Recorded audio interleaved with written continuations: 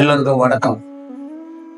ஆஹ் இந்த இடம் வந்து எப்பயுமே ஒரு சடனா தீர்மானிக்கிறது தான். ஆனா ஒரு காளி கோயில்ல சென்னையில பண்ணணும் அப்படிங்கிறது தான் இன்னைக்கு தீர்மானிக்கப்பட்டிருந்தது. அது அந்த இடத்துல சரியா ஒரு விஷயம் இல்லாதனால நம்ம பண்ற எல்லா வகுப்புக்குள்ளேயும் அந்த இடத்தோட சேர்ந்து தான் ஒரு வேலை செய்யணும்னு நினைக்கிறோம். அதே நேரத்துல நிறைய பெரிய பெரிய இடம், பெரிய ஆற்றல் உள்ள இடத்துக்குள்ள போதிய டைம் நம்மளாலையும் உட்கார முடியல, உங்களையும் கூட்டிட்டு போய் உட்கார வைக்க முடியல. அதுக்கு காரணம் அதுக்கு கொஞ்சம் காத்திருப்பு, அதுக்கு நிறைய சூழல்கள் இருக்கிறதுனால அப்படி உட்கார வைக்க முடியல. அப்படி ஏகப்பட்ட இடங்கள் இருக்கு. அந்த இடங்களுக்குள்ள உட்காரும் போது அது ஒட்டுமொத்தமா டோட்டல் செயலும் மாறி போயிடும். அது அந்த மாதிரி ஒரு சூழலுக்குள்ளேயும் போக முடியாது. அப்ப ஒரு நடுநிலையா கொஞ்சம் வேலை செய்யறதுக்கு ஏற்ற மாதிரியும், அதே நேரத்துல வகுப்புக்கு வர்றவங்களும் அந்த வகுப்புக்குள்ள அங்க ஒரு அனுபவம் இருக்கும், அந்த தியானத்தை பற்றி ஒரு புரிதல் இருக்கும், வாழ்க்கையை பற்றி ஒரு புரிதல் இருக்கும். அப்புறம் மற்ற நம்ம படிக்கிற மற்ற செயலுக்கும் இந்த செயலுக்குள்ளேயும் வேற ஏதோ ஒரு சின்ன ஒரு செயல் வடிவத்தை புரிதலை ஏற்படுத்துறதுக்கு அது கண்டிப்பா அது ஒரு செயலா இருக்கும். அது கனெக்ட் பண்ணி கொடுத்துடணும் அப்படின்னு தான் நம்ம நினைக்கிறோம். நம்ம 3 நாள் வகுப்பு, 4 நாள் வகுப்பு, 5 நாள் வகுப்பெல்லாம் நடத்துறதுக்கு அதுக்குன்னா அது ரொம்ப கடுமையானவும் ஒரு சவாலாகவும் இருக்கிற ஒரு சூழல் இருக்கு. அதை கொஞ்சம் பார்த்து பண்ண வேண்டிய ஒரு சூழலா இருக்கு. 5 நாள் 6 நாள் பண்ண வேண்டிய வகுப்பை நிச்சயமா 1 மணி நேரத்துக்குள்ள ஒரு மாணவருக்கு எதை கடத்த முடியுமோ, எதை கொடுக்கணுமோ அதை நிச்சயமா கொடுத்துட முடியும்னு நமக்கு தெரியும். அதுதான் அது ஒரு ஒரு ஒரு செயலா இருக்கு. அதே மாதிரி இந்த தியானத்துக்குள்ள ஒவ்வொருத்தருக்கும் அவங்கவுங்களுக்கு ஏற்ற மாதிரி தான் ஒரு செயல் வடிவத்தை கொடுக்கணும். காமனா ஒரு கிளாஸுக்குள்ள அப்படியே எல்லாத்துக்கும் ஒரே மாதிரி ஒரு செயல் வடிவத்தை கொடுத்துட முடியாது. ஒரு உரை ஒரே மாதிரி இருக்கலாம், ஒரு செயல் ஒரே மாதிரி இருக்கலாம், ஒரு தீட்சை ஒரே மாதிரி இருக்கலாம், ஆனா ஒரு தியானம் ஒரே மாதிரி இருக்கலாம். ஆனா ஒரே மாதிரி ஒவ்வொருத்தருக்கும் அந்த அந்த அனுபவத்தை ஏற்படுத்த முடியாது. அது வெவ்வேறு வடிவமா ஏற்படுத்தணும். சில பேருக்கு இப்ப கொஞ்சம் டைம் எடுத்து அந்த அனுபவத்துக்குள்ள செயல் வடிவமா இருக்கும். சில பேருக்கு அவங்க பண்ணியிருக்கிற அந்த அனுபவத்துல என்கிட்ட வர்றதுல நிறைய பேருக்கு நல்ல புரிதல் உள்ளவங்கன்னா, ரொம்ப கிளாரிட்டியா தெளிவு உள்ளவங்கன்னா, அதிர்வலைகள்ல இருந்து நான் நிச்சயமாக அவங்கள ஒரு ஸ்டடி பண்ண வச்சிருவேன். மற்ற தியானத்துக்குள்ள இருந்து அவங்க ஒரு கட்டுப்பாடு இல்லாம இருப்பாங்க. ஒரு ஒரு ஒரு ஒரு வேற மாதிரி வடிவத்துக்குள்ள இருக்கிறவங்க உடல் ரீதியா, மன ரீதியா அந்த தியானத்துக்குள்ள ஒரு படபடப்பு இருக்கும். அந்த படபடப்பை கொஞ்சம் ரிலாக்ஸ் பண்ணி விட்டாதான் அப்புறம் அவங்க ஸ்டடி பண்ணி அடுத்த இடத்துக்கு போக முடியும். அது நிச்சயமா நம்ம சந்திக்கிற மாணவர்கள்ட்ட முதல் கொடுக்கறது என்னன்னா, அந்த படபடப்பை வெளியில எடுக்கிறது, அந்த ஆட்டத்தை குறைக்கிறது. அது தெளிவு பரதான் அது போகணும் கண்டினியூஸா. இப்ப நடராஜருடைய நடனம் எதுன்னு கேட்டீங்கன்னா, நடராஜருடைய தோற்றத்துக்கு முன்னாடி சிவனுடைய தோற்றமோ இல்ல யோகிகளுடைய தோற்றங்கிறது ஆயிரக்கணக்கான தோற்றம் இருக்கு. அது ஆயிரக்கணக்கான தோற்றத்துக்கு அப்புறம் தான் ஒருத்தர் நடனம் ஆட ஆரம்பிக்கிறார். ஒரு மனிதன் ஆரம்ப நிலையிலே தவம் பண்ண வர்ற வகுப்புக்கு வர்ற மாணவர் நடராஜர் தோற்றமா ஆகி நடனம் ஆடிடக்கூடாது. நடனம் ஆடுறதுக்குன்னு ஒரு காலம் இருக்கு. அப்பதான் அந்த தியானத்துல உயர்ந்த நிலைக்கு போய் நடனம் ஆட முடியும். ஆனா நிறைய மாணவர்கள் அந்த ஆரம்ப நிலையிலேயே நடனத்தை ஆடி போடுறாங்க. அந்த மாதிரி மாணவர்களை நான் நிறைய பேரை சந்திக்கிறேன். அதுக்கு காரணம் அவங்க பண்ண பயிற்சி, அவங்க எடுத்துக்கிட்ட தீட்சை, அவங்க போன முறைகள், அவங்க தேடுற விதம், இதெல்லாம் இருக்கு. இதெல்லாம் எப்படின்னா உடலை களைச்சிடும், வாழ்க்கையை களைச்சி போட்டுரும். அதே மாதிரி ஒரு சரியான விஷயம் இங்க உடலுக்குள்ள தங்கப்படணும், உடலுக்குள்ள நிறுத்தி வைக்கணும். இந்த உடலுக்குள்ள இது ஒரு சேமிப்பு கிடங்குன்னு சொல்லுவாங்க. ஏதோ உடலை ஒரு சேமிப்பு கிடங்குன்னு சொல்லுவாங்க. இந்த சேமிப்பு கிடங்குக்குள்ள கொஞ்சம் கொஞ்சமாக ஒரு செயலை தேக்கி வச்சு போகணும். ஆனா ஆரம்ப நிலையிலே பெரிய செயலை தேக்கணும்னா அந்த உடல் என்ன பண்ணனா அந்த தன்மைக்குள்ள இருந்து வேற மாதிரி செயல்பட ஆரம்பிச்சிடும். அப்ப வேற மாதிரி செயல்பட ஆரம்பிக்கும் போது அவங்க முற்றிலுமாக ஃபர்ஸ்டே இந்த உலகத்தை விட்டு விலகிடுவாங்க. மனித சூழல்கள்ல, உறவுகளை, வாழ்க்கைக்குள்ள எல்லாத்திலிருந்து அவங்க விடுபடுறதுக்கு முயற்சி பண்ணுவாங்க. அவங்க விரக்தி ஆயிடுவாங்க. அவங்க தனிமைப்படுத்துற மாதிரி அவங்களே நினைச்சிருவாங்க. ஒரு ரூமுக்குள்ள கதவை அடைச்சிட்டு உள்ள உட்காந்துக்கணும்னு நினைப்பாங்க. இந்த மாதிரி நம்ம கிட்ட ஒருத்தவங்க வெளிநாட்டுல இருக்கிற ஒரு அம்மாவுடைய பையன் உயரத்தால ஒரு 4 ஆண்டுகளா 2.5 ஆண்டுகளான்னு தெரியாது, கதவை அடைச்சிட்டு ரூமுக்குள்ளே இருக்கிறாரு. தாய் தகப்பன் அவங்கள கதவை திறந்தாங்கன்னா ஏதாவது தட்டுக்கிட்டு இருந்துச்சுன்னா தூக்கி வீசிடுவாரு. அவருடைய விஷயங்கள் வேற வேற மாதிரி பேசுறாரு, குளிக்க மாட்டாரு.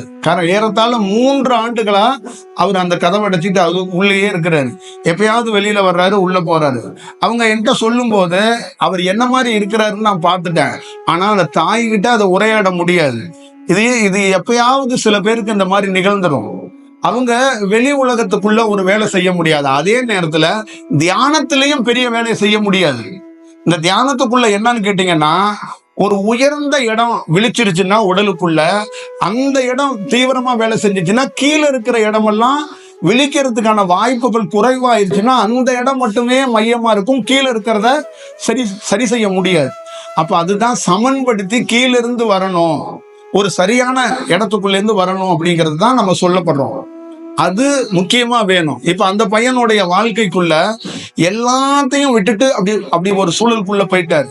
அப்ப தியானத்துக்குள்ளயும் அப்படி போனவருக்கு முழு அனுபவமோ அந்த எக்ஸ்பீரியன்ஸோ இருக்கான்னா நிச்சயமா இல்லை. அந்த வேற வடிவத்துக்குள்ளதான் அவர் இருக்கிறாரு. அப்ப அந்த வேற வடிவத்தை கொண்டு வந்துடக்கூடாதுங்கிறதுக்காக தான் நம்ம நிச்சயமா ஒவ்வொரு இடத்துக்குள்ளேயும் இதை டிஸ்கஷனா பேசுறதே கிடையாது. பல்வேறுபட்ட ரூபத்துல மாணவர்கள் கேள்வி கேட்பாங்க. அவங்க புரிதல் வேற, அவங்க செயல் வேற, அவங்க வடிவம் வேற, அவங்களுடைய எண்ணங்கள் வேற, அவங்களுடைய கருத்து வேற, அவங்க சிந்தனை வேற, அவங்க கலை வேற, அவங்களுடைய நோக்கம் வேற, அவங்களோட திட்டம் வேற, அவங்களுடைய எண்ணம் வேற. ஒரே நிமிஷத்துல கூட குருவாயிரணும் கூட நிறைய பேர் நினைக்கிறாங்க. ஆனா நாம அப்படி நினைக்கல. அவங்க கிட்ட அந்த உரையாடுறதே கிடையாது. உங்க தாய், உங்க தந்தை, உங்க நண்பன், தோழன் யாரும் செய்ய முடியாத ஒரு விஷயம் என்ன தெரியுங்களா? ஒரு அனுபவம் பெற்றவன் எதிரில் இருக்கிறவன அந்த தோற்றத்துக்கு, அந்த செயலுக்கு இந்த நிமிடத்துல என்ன மாதிரி செயல் வடிவத்தை கொடுக்கணுமோ அதை மட்டும்தான் கொடுக்கணும். அவரு நம்மளை பத்தி என்ன வேணாலும் நினைக்கட்டும், அதை பத்தி நமக்கு கவலை கிடையாது. அவரு நம்மளை கொண்டாடணும்னு எந்த அவசியமும் கிடையாது. இந்த உடலுக்கு இப்ப என்ன வேணும், இந்த உடல் எவ்வளவு நாள் இப்படியே டிராவல் பண்ணணும், அது மட்டும்தான் நமக்கு ரொம்ப முக்கியம்னு நம்ம கருதுறோம். அதனாலதான் நிறைய இடங்கள்ல இதை பத்தி ரொம்ப டீட்டெயில் பேசுறது இல்ல.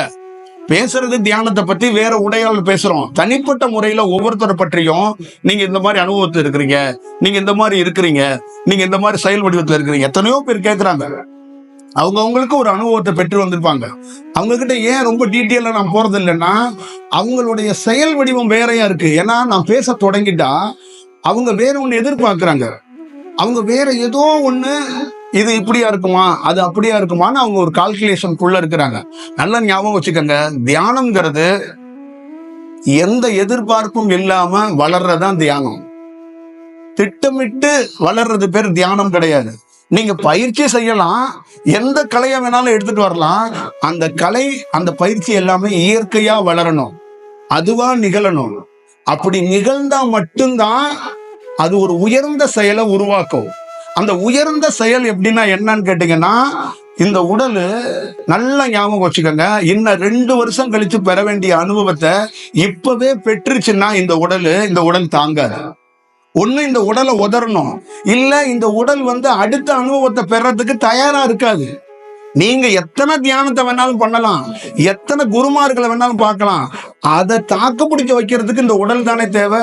இந்த உடலே ஒத்துழைக்காதப்ப நீங்க எத்தனை பெரிய முட்டியை போட்டு எத்தனை தியானம் பண்ணாலும் அது சரியா இருக்காது, அது சரியான வடிவத்துக்குள்ள இருக்காது. அப்ப எப்பயுமே அந்த சமனா அந்த விஷயத்தை கொண்டுட்டு போறதுக்கு ஒரு வாய்ப்பை உருவாக்கியே கொடுக்கணும். அதனாலதான் தியானத்துல பொறுத்த அளவுக்கு எக்ஸ்பெக்டேஷனை ஏற்படுத்தக்கூடாது, அந்த எதிர்பார்ப்பை ஏற்படுத்தக்கூடாது, ரொம்ப வியர்ப்பை ஏற்படுத்தக்கூடாது. அது என்னன்னு கேட்டீங்கன்னா, தியானம்ங்கிறது ஒரு செயலிழந்து அப்படியே எந்த இதுவும் இல்லாம நிதானத்தோட பிரயாணம் பண்றதுதான் தியானம். தியானங்கிறது பொதுவா சொல்ல போனா ஒரு யாத்திரை அப்படின்னு சொல்லுவாங்க. அது எந்த எதிர்பார்ப்பும் இல்லாம ஒவ்வொரு இடங்களையும் அப்படியே பார்த்துக்கிட்டு ரசிச்சுக்கிட்டு அப்படியே போறதுக்கு.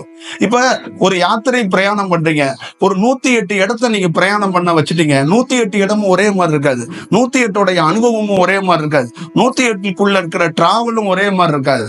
அதே மாதிரிதான் தியானத்துல இன்னைக்கு நீங்க பண்ற தியானம் நாளைக்கு அடுத்த நாள் ஒவ்வொரு நாளும் ஒவ்வொரு சேஞ்சை உருவாக்கும், ஒவ்வொரு நாளும் ஒரு செயல்பாடுகளை உருவாக்கும்.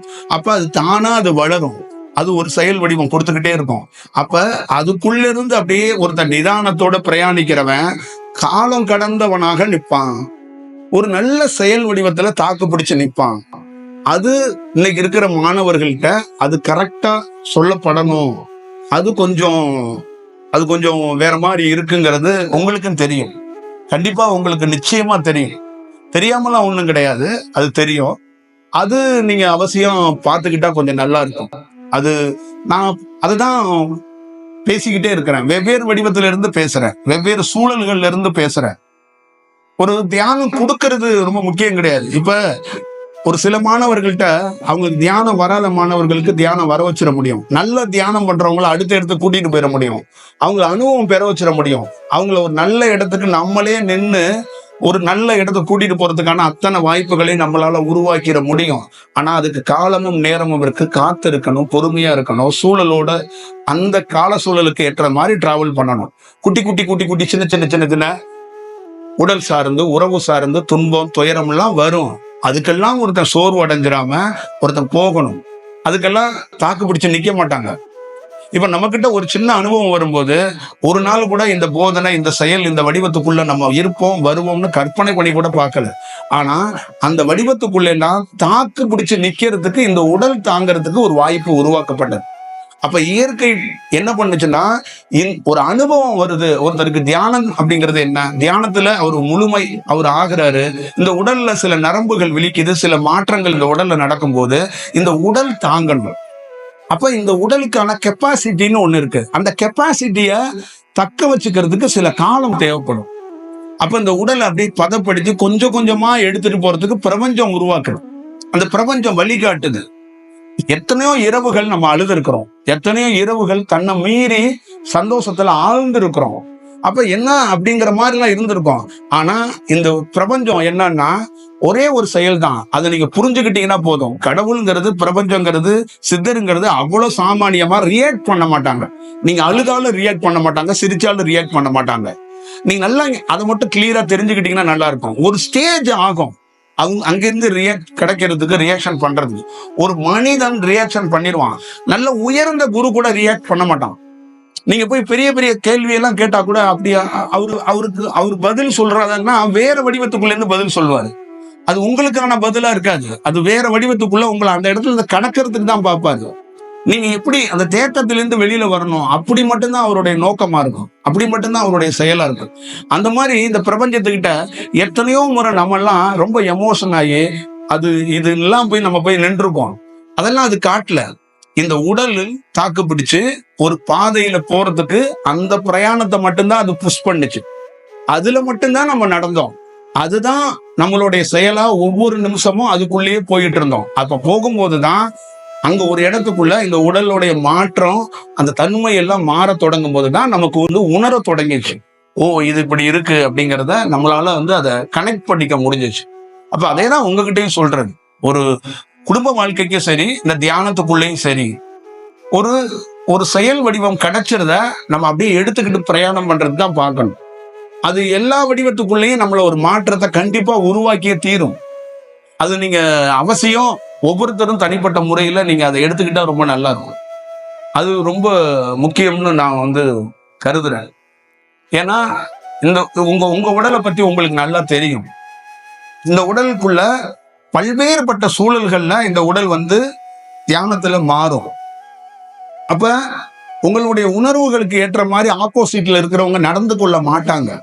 அப்ப நீங்க சமயத்துல என்னன்னா ரொம்ப வெக்ஸ் ஆகிறதுக்கான ஒரு சூழல் கூட உருவாகும். அப்ப கடவுள் மேலேயோ குரு மேலேயோ உங்களுக்கு கொஞ்சம் கோபம் கூட வரலாம். ஆனா எல்லாத்தையும் தாண்டி உங்களுக்குள்ள இருக்கிறது செயல் வடிவம் என்னன்னா, அந்த இடத்த நீங்க கடந்துட்டீங்கன்னா அதுக்கான காரணம் கொஞ்ச நாள் கழிச்சு உங்களுக்கு தியானத்திலே தெரிஞ்சிடும். ஏன் இது இப்படி நடந்துச்சு, எதற்கான இந்த செயல் அப்படின்னு தெரிஞ்சிடும். நீங்க ரியாக்ட் பண்ண அது உங்க உடலை பாதிக்கும். இங்க தனி மனிதர்கள் வேற யாருக்கும் துன்பம் கொடுக்கல, தனக்குத்தானே துன்பம் கொடுத்துட்டு இருக்காங்க. இங்க சொல்யூஷன் என்னன்னா, ஒரு தனி மனிதன் தனக்கு துன்பம் கொடுக்க கூடாது. இதுதான் நம்மளுடைய நோக்கமா இருக்கு. இங்க வேற யாரையும் நீங்க போய் அடிக்கல, துன்புறுத்தல, உங்களை நீங்களே துன்புறுத்திக்கிறீங்கிறதான் மிகப்பெரிய செயலா இருக்கு. ஒரு குடும்பம் கஷ்டங்கிறதுக்கு அந்த கஷ்டத்திலிருந்து வெளியில வர்றதுக்கு என்ன வழியோ அதை தான் பார்க்கணும். கஷ்டம் கஷ்டம் கஷ்டம் கஷ்டம்னு ஒரு அம்மா தொடர்ந்து 6 மாசமா சொல்லிக்கிட்டே இருந்தா அவ நோயாளியா மாறி போயிடுற, அவ பலவீனமா மாறி போயிடுறாள். அப்ப அந்த அம்மா எப்படி எழுந்து வருவா? அடுத்த கட்டத்துக்கு எப்படி போவா? 7வது மாசம் அவளுக்கான காலம் பிறந்துரும், அவளுக்கான நல்ல நேரம் பிறந்துரும். ஆனா காலம் வந்துருச்சு, நேரம் வந்துருச்சு, ஆனா அவ காலம் எடுத்து வைக்க முடியல. ஏன்னா அவன் நோய்வாய்ப்பட்டுட்டான். அதுக்கு காரணம் யாரு? அப்ப அவ என்ன நினைக்கிறா? எனக்கான காலம் வந்துருச்சு, என்ன கொண்டாடுறாங்க, என்னை எல்லாரும் வணங்குறாங்க, ஆனா என் உடல் ஒத்துழைக்கல பாரு. இதுதான் இதுதான் நடக்குது எல்லாருடைய இதுலையும். அப்ப ஒரு தியானம் என்ன சொல்லி கொடுக்குதுன்னா, ஒரு ஒரு சரியான நேரம் வர்ற வரைக்கும் இந்த உடலை விட்டுறாம பக்குவப்படுத்தி வச்சுக்கிட்டே வா. அது ஒரு நேரத்துல சரியா சந்தர்ப்பங்கள் வரும்போது மீண்டும் அந்த இடத்துல இருந்து நீ பணி செய்யறதுக்கான ஒரு வாய்ப்பு உருவாக்கப்படும். அப்ப நீங்க ஒரு நல்ல இடத்துக்கு போறதுக்கான ஒரு சூழல் உருவாகுங்கிறதா இதோடைய செயல் வடிவமா இருக்கு. அதனால தியானத்துக்குள்ள ஒவ்வொரு தனி மனிதர்களுக்குள்ளயும் வெவ்வேறு விதமான எக்ஸ்பீரியன்ஸ் ஏற்பட்டே தீரும். நீங்க எந்த கலையை பண்ணாலும் உங்க உடல்ல பருவ மாற்றம் அடையும். நீங்க உங்களுக்குள்ள ஒரு அனுபவம் கண்டிப்பா இருக்கும். இங்க இருக்கிற அத்தனை பேத்துக்கிட்டையும் தனிப்பட்ட முறையில ஏதோ ஒரு அனுபவம் உங்கள்கிட்ட இருக்கும். அந்த அனுபவம் என்னன்னா, மேலும் அடுத்தடுத்த செயல் பார்க்கணும், அடுத்தடுத்துக்கு நீங்க பிரயாணிக்கணும். இந்த அனுபவம் தான் நீங்க தலை சிறந்த அனுபவம் அப்படின்னு நீங்க நினைச்சுக்காதீங்க. அதை கடக்கணுங்கிறதா நம்ம சொல்றது. நாம பார்த்தது தமிழ்நாட்டுல, இந்தியாவுல, உலகத்துல இந்த உயர்ந்த நிலைய அடையறதுக்குன்னு சில பேர் போனாங்க, சில பேர் போகவே முடியல. காரணம் என்னன்னா, உயர்ந்த நிலை அனுபவம் வந்துருச்சு அவங்களுக்கு. அந்த அனுபவம் எங்கன்னா முதல் படியிலே வந்துடும். நான் நேற்று பாண்டிச்சேரியில சொன்னதுதான், முதல் படியிலேயே ஒருத்தருக்கு அனுபவம் வந்துடும். இப்ப இங்க நிறைய பேர் இருக்கீங்க, சில பேருக்கு ஒரு அனுபவம் வந்துடும் முதல் படியிலே. நீ தான் கடவுள் நிலையில இருக்கிற, நீ தான் ஒரு தியானத்தை இந்த உலகத்தை கொடுக்க போற, நீ தான் இந்த உலகத்தை காப்பாற்ற போற. அது மட்டும் கிடையாது, உங்களுக்கு நிறைய அதிசயங்களை அது சொல்லும், காட்டும், அது நடக்கும், மேஜிக்கா இருக்கும். அங்க என்ன பண்ணிடுறான் ஒருத்தன், முதல் படியிலேயே அவன் எல்லாத்தையும் பார்த்துட்ட மாதிரி மூழ்கிடுறான், அதுக்குள்ளே நின்னுறான், அதுக்குள்ளே தேங்கிடுறான், அப்ப அதுக்குள்ளே உறைஞ்சிடறான். அப்ப அந்த இடத்தை கடக்கிறதுக்கு ஒரு வாய்ப்பை உருவாக்கணும் அப்படிங்கறதுதான் ரொம்ப ரொம்ப முக்கியம். அந்த இடத்தை கடக்கணும். அதே மாதிரி பல்வேறுபட்ட அனுபவங்கள் வரும். அப்ப அந்தந்த இடத்துல எல்லாம் ஒருத்தன் கடந்து போகும்போது அவன் வேற ஒரு வடிவத்துக்குள்ள நிக்கிறான். இதை நீங்க ஞாபகம் வச்சுக்கிட்டா ரொம்ப நல்லா இருக்கும் அப்படிங்கறத நான் சொல்றேன். ஏன்னா ஒரு ஒரு லட்சக்கணக்கான மாணவர்கள் வர்றது, உட்கார்றது, வகுப்பு எடுக்கிறது ரொம்ப முக்கியம் இல்லை. நிறைய பேர் என்னன்னா, ஹிட்லர் என்ன பண்ணாருன்னா, அவர் உரை நிகழ்த்தி தூண்டி விட்டுருவாரு. அவன் வெறித்தனமா எடுத்துட்டு போய் போர் செஞ்சுக்கிட்டே இருப்பான், தான் செத்தாலும் பரவாயில்லன்னு போர் செய்வான். அந்த மாதிரி வர்ற மாணவர்கள்ட்ட தூண்டி விட்டு ஒரு ருசியை கொடுத்து, ஒரு தியானத்தை கொடுத்து, போய் ஒரு செயல் வடிவமா நீ போய் எதை வேணாலும் செய்ய அப்படிங்கிற மாதிரிலாம் செய்யக்கூடாது. ஒரு தியானத்துக்குள்ள தனக்குள்ளேயே கொஞ்சம் கொஞ்சமா ஒரு 18 வயசு பையன் நம்ம கிட்ட வர்றாரு, வகுப்புக்கு வர்றாருன்னா, அவர் வகுப்புல என்ன கத்துக்கணும்னா, 70 வயசு ஆனா எப்படி நடந்துக்கணும் அப்படி கத்துக்கிட்டாருன்னு வச்சுங்களேன், அவர் அலட்டிக்கவே மாட்டாரு. அவர் அஷ்டமா சித்த கூட பெற்றிருந்தா கூட சும்மா கேஷுவலா போவார். அவரு குருன்னு ஊரே கும்பிட்டா கூட அப்படி பார்த்துட்டு அப்படியே போயிடுவாரு. இதை கத்துக்கணும். இதுதான் ரொம்ப முக்கியம். தூண்டுறது, பரவசம் படுத்துறது, குரு ஆளுமையை காட்டுறது, நம்மள்கிட்ட இருக்கிற கலையை அப்படியே பெரிய பவர்ஃபுல் அப்படின்னு சொல்ல வைக்கிறதெல்லாம் அதெல்லாம் தேவைப்படாது. அதெல்லாம் செய்யக்கூடாது. அதெல்லாம் யாரு செய்வான்னா, எதிரில் இருக்கிறவங்க உடலை பற்றியோ அவங்களுக்கு என்ன வேணும்னு தெரியாதவங்க தான் செய்வாங்க. எதிரில் இருக்கிறவங்களை என்னன்னு தெரிஞ்சுக்கிட்டு தான் செய்யணும். 7 வயசு பெண் குழந்தைக்கு எது சரி, 22 வயசு பெண் குழந்தைக்கு எது சரின்னு தெரிஞ்சுக்கிட்டு செய்யணும். பெண் குழந்தைங்கிறதுக்காக எல்லாத்தையும் செஞ்சிட முடியாது. அது ரொம்ப முக்கியம். இப்ப இந்த தியான வகுப்புக்குள்ள இது கிடைக்கப்படுதா, இந்த பக்குவம் கொடுக்கப்படுதா அப்படிங்கிறத நீங்களே பார்த்துக்கிறது. அது இங்க கிடைச்சா ஏன் நம்ம கிட்ட, நம்ம மக்கள்கிட்ட இவ்வளவு பெரிய குழப்பம் நிகழ்கிறது?